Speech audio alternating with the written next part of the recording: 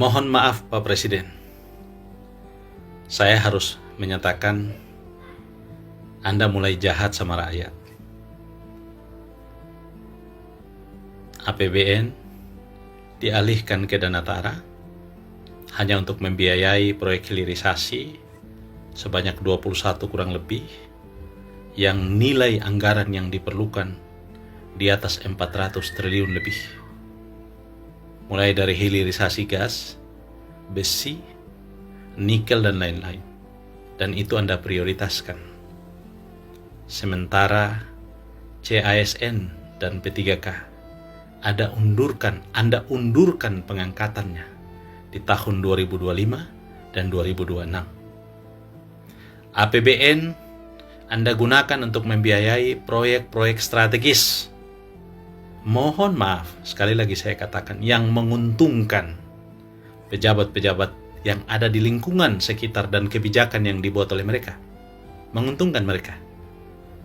Bisa jadi Anda pun diuntungkan Pak Presiden.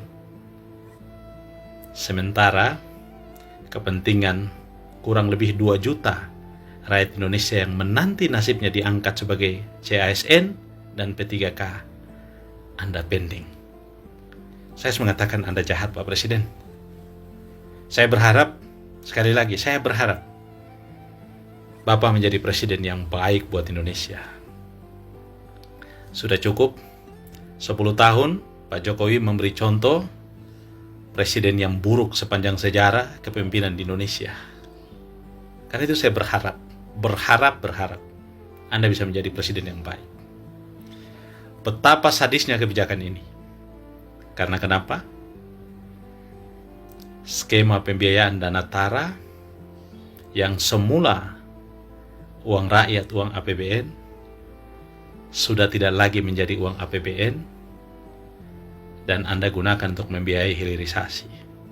Semestinya Pak Presiden, proyek hilirisasi ini gunakan saja skema pembiayaan swasta dan libatkan investasi asing. Biarkan APBN bekerja dan membiayai kepentingan rakyat, Pak Presiden. Kita tidak mendesak kok. Gas, besi, dan lain-lain itu tidak mendesak. Tidak menyentuh kebutuhan rakyat, Pak Presiden. Yang mendesak itu lapangan kerja, Pak Presiden. Yang mendesak itu makan hari-hari, Pak Presiden. Yang mendesak itu kesehatan gratis, Pak Presiden. Yang mendesak itu pendidikan gratis, Pak Presiden. Yang mendesak itu putaran ekonomi Pak Presiden, agar daya beli masyarakat meningkat Pak Presiden. Itu yang mendesak Pak Presiden. Mohon maaf saya harus bilang, bisnis proyek strategis yang dibiayai dalam bentuk hilirisasi itu adalah ekosistem industri yang Anda bangun dan akan melahirkan sub-sub sistem atau sub-sub industri yang dalam prakteknya, mohon maaf saya tidak menuduh, banyak pengusaha yang merupakan kolega para pejabat itu ambil bagian menyediakan bahan baku dan lain-lain. Dan mohon maaf, kebijakan itu hanya menguntungkan pejabat dan sekitarnya. Padahal negara bisa menggunakan mekanisme pembiayaan dengan cara lain tanpa membebankan itu kepada rakyat. Tanpa membebankan itu kepada APBN. Sayangnya, APBN yang tadinya masuk dalam keuangan negara sudah Anda pindahkan ke Danatara dan kemudian membiayai hilirisasi. Pertanyaan saya kalau mangkrak, siapa yang tanggung jawab Pak Presiden?